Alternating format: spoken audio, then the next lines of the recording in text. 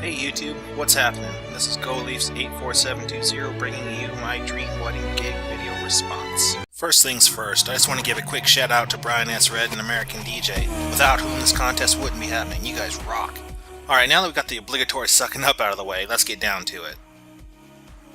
For a dream wedding gig, the main thing you need to realize is whose dream it actually is. I have done well over 300 weddings over the span of my career, and not one of them has meant as much to me as it did to each and every bride and groom. The dream bride and groom, simply put, would know exactly what they want, but still give you the flexibility to put your skills and experience to work as you make their special day one to remember for a long, long time. As far as guests are concerned, the dream guests will be people who are ready to have a good time and can do it without getting hammered. Many guests who get drunk at a wedding can cause a whole host of problems, including knocking over your equipment, spilling your drinks everywhere, and causing scenes with the newly married couple. Without alcohol, it leaves the responsibility of making sure people are having a great time squarely on you as the DJ, which is why we got into the business in the first place, isn't it? Now, I know nothing makes me happier than looking out and seeing a dance floor full of smiling, happy people knowing that I caused that to happen. Now when it comes to food at my dream wedding gig, I think the more simple it is, the better. Now you may wonder why I say simple is better, but if you think about it, where would you prefer the guests to be? Sitting at a table waiting to get served, or out on your dance floor having a good time? A small buffet of things that can be enjoyed easily is ideal. Also, most weddings that go super fancy on their food don't factor in making sure that you have something to eat, but at a buffet style wedding you can just throw on autoplay for a bit and grab something real quick. It also gives you the opportunity to interact with everyone, which I always found to be a positive thing.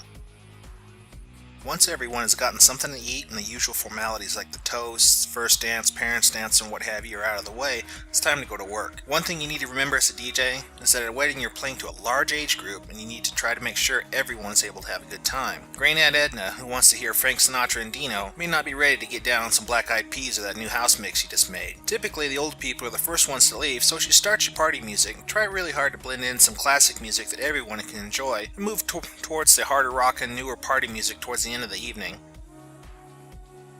Now that your music mix is perfect, everyone is fed, the bride and groom couldn't be happier that they hired you, and you have a full dance floor, it's time to take your show to new heights, and that's where American DJ comes in. A well-done lighting show can make people's opinion of you as a DJ go from good to great, and from great to unforgettable. While many DJs go far over the top with their lighting setup, I'm going to show you how I would fill a room with light using the new Revo Rave, Profile Panel RGB, and Jellyfish from American DJ. First, let's talk about the Jellyfish. With a 10-foot truss, placing two jellyfish near the center pointing down towards your dance floor, it'll fill your floor with a great lighting effect similar to that of the Revo Sweep, and also have the added bonus of lighting up your truss as the new clear case changes colors. On the outside of the jellyfish on your truss, you can place two Revo Raves directed outwards towards the wall. Now if you're in a smaller venue, the Raves can create a great wall effect, or if your venue is a bit larger, you can aim them more towards the floor to further enhance what the jellyfish are already doing. For the Profile Panel RGBs, you can do a few things with them. First, as Brian said, you can use them for uplighting, which make a great effect, or you can do as I have in my example and mount them on the sides of your truss, using them more as a wash effect with unique patterns making for a cool visual effect. Also, with the jellyfish lighting above you and profile panels lighting the sides of you, a visual box is created with you right in the middle as the center of attention, just as any good DJ hopes to be.